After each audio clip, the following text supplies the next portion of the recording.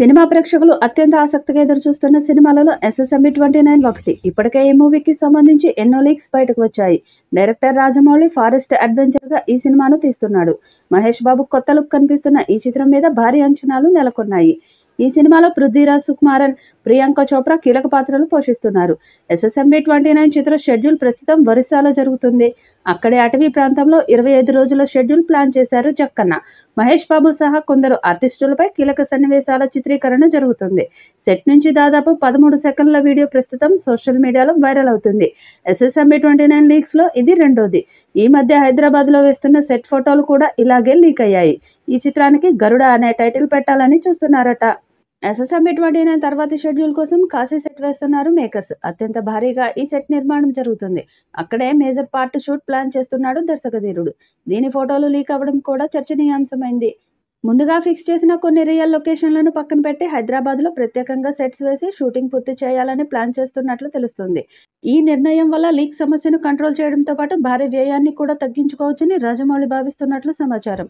మహేష్ బాబు కూడా ఎక్కువగా indoor షూటింగ్లను prefer చేసే నటుడు. స్టూడియో సెట్స్లోనే ఎక్కువగా సినిమాలు పూర్తి చేసిన అనుభవం ఉంది. ఈ సినిమాకు భారీ బడ్జెట్ కేటాయించినప్పటికీ లీక్లను అడ్డుకోవటం, భద్రతను కట్టుదిట్టం చేయడం చాలా ముఖ్యమని టీం భావిస్తుంది. రాజమౌళి సినిమా అంటే ప్రపంచం అంతా ఇప్పుడు ఇటువైపు చూస్తుంది.